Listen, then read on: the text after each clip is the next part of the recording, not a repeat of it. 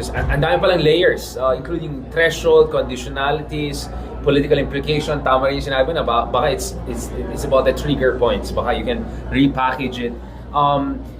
And of course, the cyber libel issue. So the contention here was, of course, meron ka ng position on this issue.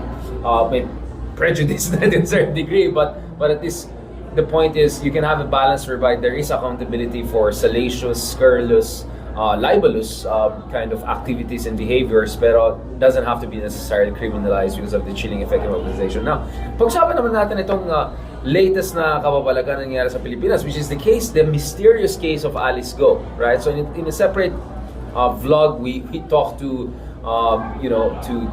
Kristan, among others, a lot of our Chinoy friends who are much more familiar about the nitty-gritties of the Chinoy community, and I think they're in a far better position to detect if something is really weird or not. What is your read of the Alice Guo situation? Kasi, I don't know, Mark, for me, parang, the more that, I don't know, the second hearing, you get even more shocked. You would think that after the first hearing, you have seen it all. Kaya parang si Zubira, I thought I've seen it all. After the second hearing, parang, my goodness, I thought, are we like a banana republic? Is it possible for a foreigner, I'm not saying she's that case, but theoretically for a foreigner to come here, get a fake passport, whatever, fake birth certificate, na hindi pa klaro kung ano-ano, and then run for office, become a mayor? I mean, what's going on here? What is your understanding of the Alice Guo situation? Yes, well, napakalinaw sa batas natin na hindi ka pwedeng maging public official kung hindi ka Filipino citizen. So specifically for a mayor, while hindi required na natural-born Filipino, dapat Filipino citizen. And sa ilalim ng so pwede accord citizenship. Pwedeng naturalized for mayor. So mga basketball player natin. Tingnan, mag-asawa ka ng Pinoy. Pwede kang and you get naturalized. So you have to, kahit na magpakasal ka kasi sa, kung foreigner ka, tapos nagpakasal ka ng Pinoy, hindi automatic. You have to get matagal pa rin, dadaan pa rin sa yes, correct, oo. And sa ating saligang batas, ikaw ay itinuturing na citizen of the Philippines kapag ang magulang mo, kung hindi ka naturalized, natural born ka kung isa sa mga magulang mo ay Pilipino, because we follow the jus sanguinis doctrine. Kaya nakapagtataka na ang isang tulad ni Mayor Guo ay maging mayor or chief executive sa isang town dito sa atin, dahil malinaw naman sa local government code na kailangan Filipino ang citizenship. Ang nakapagtataka ay dahil yung birth certificate ni Mayor Guo, apparently nakalagay na Pilipino ang kanyang tatay nung una, dun sa unang birth certificate na pinakita. Pero eventually inamin na Chinese national.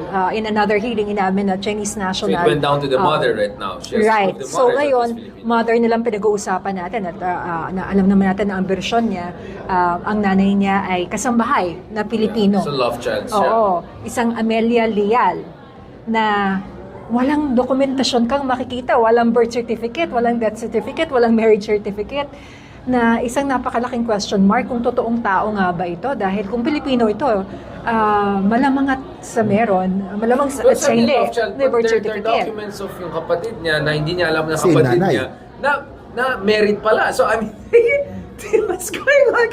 The same nanay dun sa mga kapatid niya na sinasabi ng half lang. Hindi niya alam pala na kapatid. Like, I mean, that's what I'm saying. The second hearing was even crazier from the first hearing. Diba? I mean, what's going on there? Well, number one, malinaw na falsified yung kanyang birth certificate na pinakita, kasi inamin niya na hindi Pilipino yung kanyang tatay. He's Chinese national, so it's indicated there na Filipino siya.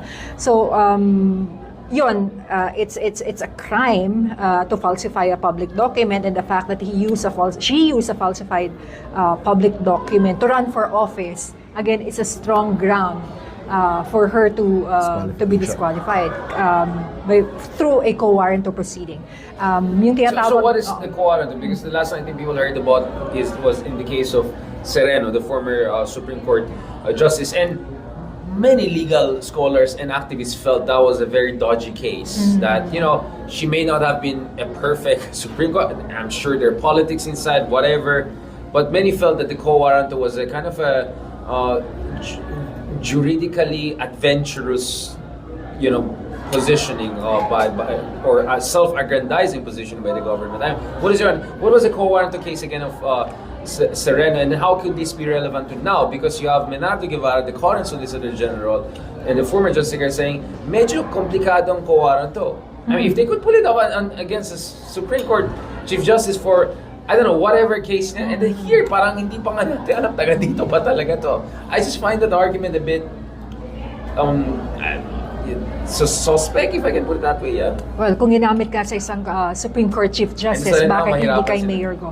So, ibang ground naman kasi ginamit kay Chief Justice Sereno, that was committing an impeachable offense, which is another ground for co-warranto proceeding. Yung kay Mayor Go naman, the illegality of her holding office dahil nga hindi siya qualified. She lacks the Sorry, qualification. definition ng co-warranto? Co-warranto, isang remedy under our laws na kung saan isang tao na hindi entitled to a position for some reason or ground ay tatanggalin doon sa posisyon Parang na yun. So, annulment. i-evict siya. Dapat Okay. Tatanggalin siya doon sa posisyon na yun. So, somebody usurping a public office or somebody holding a public office without authority or illegally, in this case, Be dahil removed nga, from office will to be removed from co-warranto. office.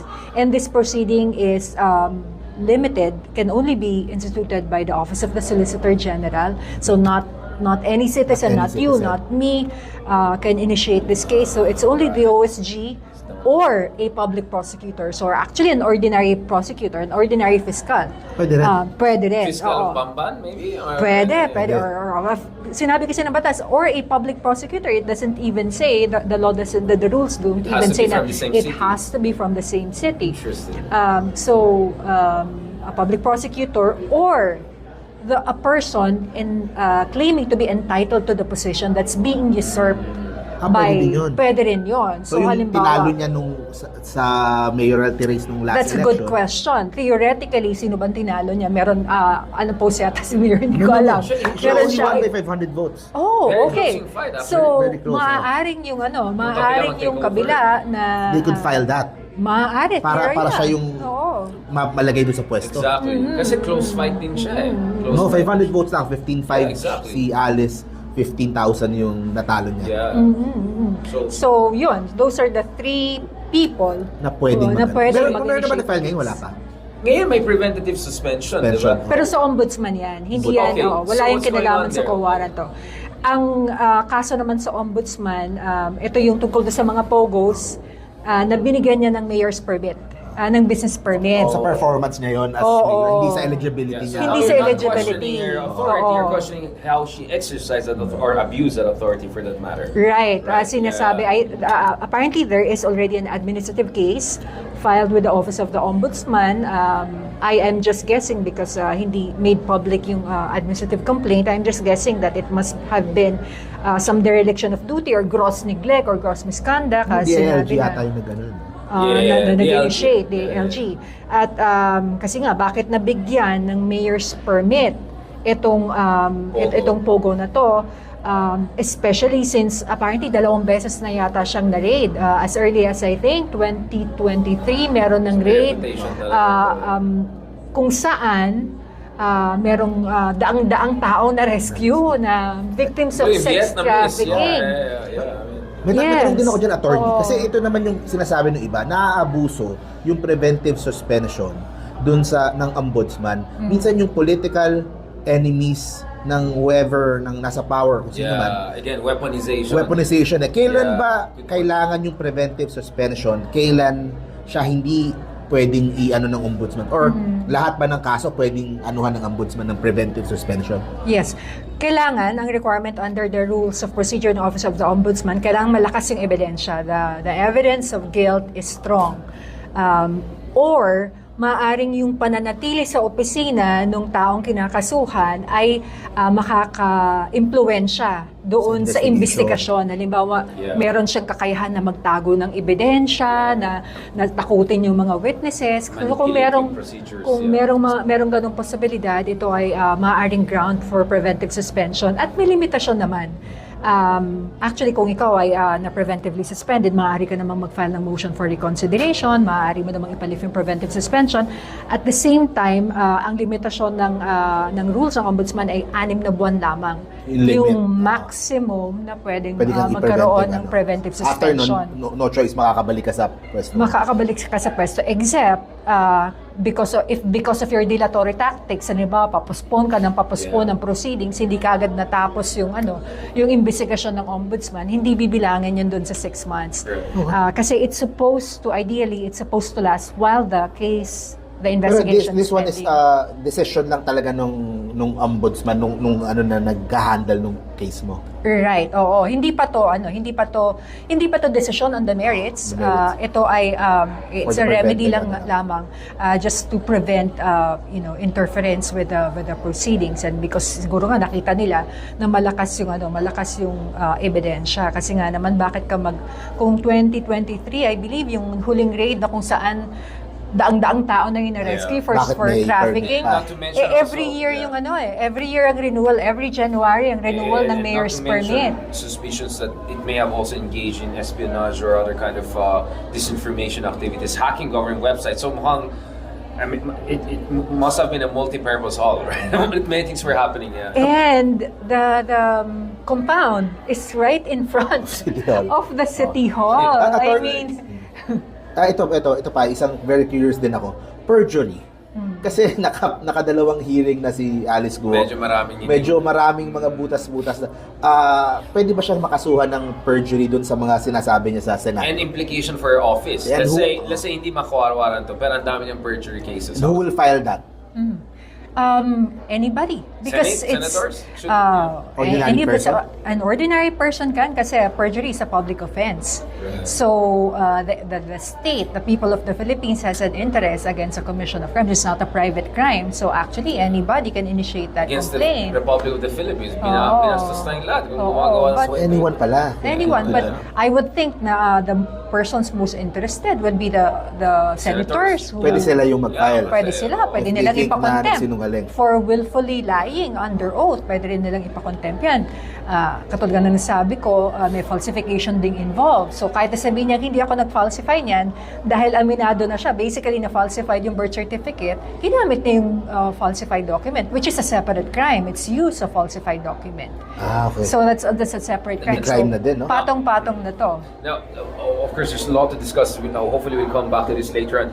Yung isa pang gusto natin pag-usapan dito is yung International Criminal Court case. I mean, of course, I know you don't specialize in international humanitarian law per se, but from someone who has served as a prosecutor, has argued before the Supreme Court, has served in the Philippine legal system for quite some time, will this be a totally unprecedented situation for the Philippines? I mean, the last time I checked, we haven't had an international judicial body coming in, especially for an ex-head of state of the Philippines. I mean, how ready is the Philippine legal system for this? I know it sounds crazy argument, but it is a crazy situation, right?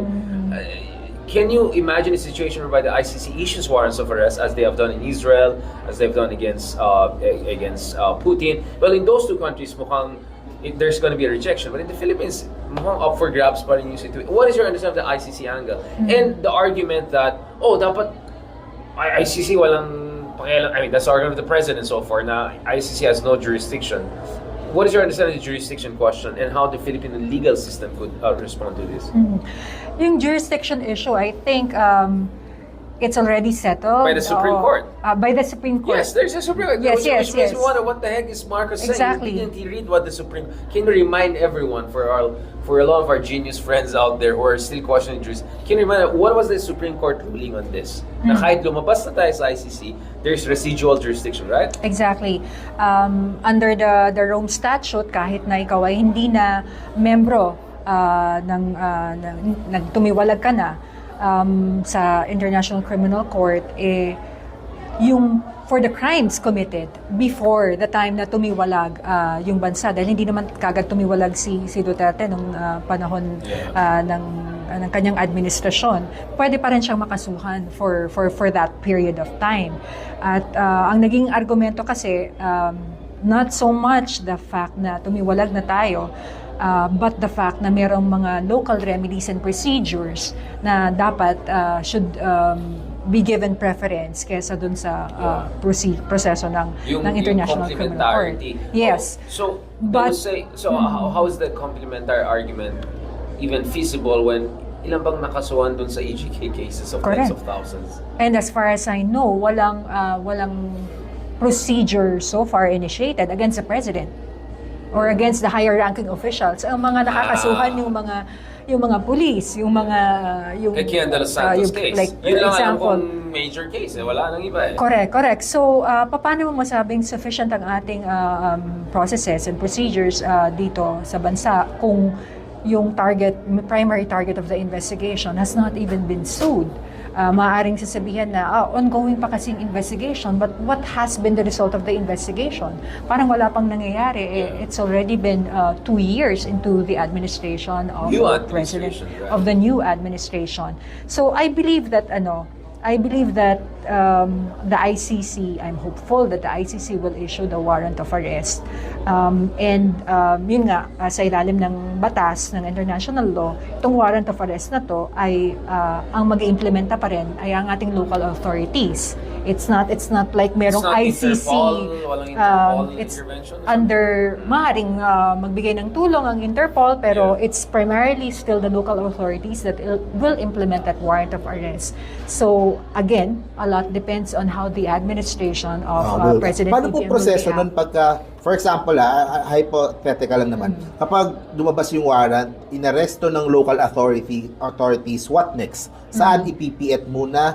Paano ipapadala doon sa ibang bansa? Walk us through the process of Duterte being repatriated today. I'm actually not, Hypothetical lang, Exactly. nakakala, pero anyway. Very hypothetical na baka in 3 months, but you never know. I'm actually not familiar with the procedure, and apart from the fact that this is happening for the first time. Crazy, So right? this is happening for the first time. But of course, to stand trial, there has to be a process by which the person will be brought to the court, to the International Criminal Court, because he is entitled to present his evidence. Yeah. He is entitled to be heard before the International Criminal Court. So definitely, upon arrest, there will be a process by which he will be brought to the court.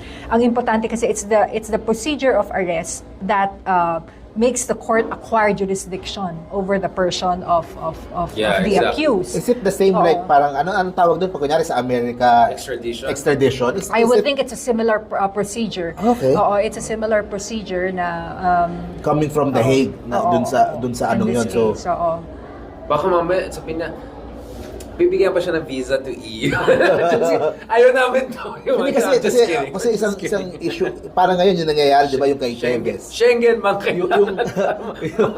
Yung kay dating Congressman Teves, nasa Timor Leste. Yeah. Di ba? Yung extradition niya is nahaharang na so parang pwedeng ganung similar na dribble mo na masalimuot na proseso ng extradition So may chance na ganun. Especially because the person involved is no less than the former president. I would daughter think is that the vice president. he won't give up that easily. Yeah. Exactly. Oo. But dito rin siguro masusubukan yung ating kasalukuyang administrasyon kung paano siya magre-react dito sa warrant of arrest na i-issue ng But isn't it weird? I mean, think about it. So our judicial system supposedly doesn't have what it takes to go after people who committed the crime, but the judicial system is willing to help to arrest a former head of state. And it's like, isn't that too much to ask? We signed the bahagi sa obligasyon It's quite an natin. interesting one, right? So possible kaya yung kunyari ma-arrest kunyari sa gabi, ma-arrest tapos pagka-arrest after a few hours ililipad na kaagad? May ganun ba? Or kailangan pang may papel medical pa? health check pa siguro. May request pa? May press conference. Kasi kapag na-aresto ka na, dapat idadaling ka na kagad sa korte, sa jurisdiction ng korte. Na, wala nang stopover. Wala akong makitang dahilan kung bakit mabinbin ka pa sa isang facility bago ka dadalhin. It's possible. Lipad ka agad. International naman airport sa Davao. But they won't be breaking any local laws if they did that. Wala, because coordinated na. Oo, coordinated yan. Oo, dahil So it is very possible na hindi na dadaan sa Manila. Diretso na sa I don't know, Singapore maybe, right? And then straight flight. Wow. Those are crazy stuff. Thank you so much, Attorney Starr. Maybe we'll come back in coming months to analyze live feed. You never know. I mean, baka naman may mga bagong ganap na. Thank you so much, Sure. Nurse Star, for that Always a comprehensive pleasure. discussion. Thanks. Ang dami ko natutunan. I know eh. this is a very grim topic, but I hope people understand where we're coming from. We're trying to make sure that people follow all the nitty-gritties of these things. They may seem intimidating and grim, but the stakes are high, and this is for the interest of justice. Maraming salamat. Thank you. Thank you, everybody.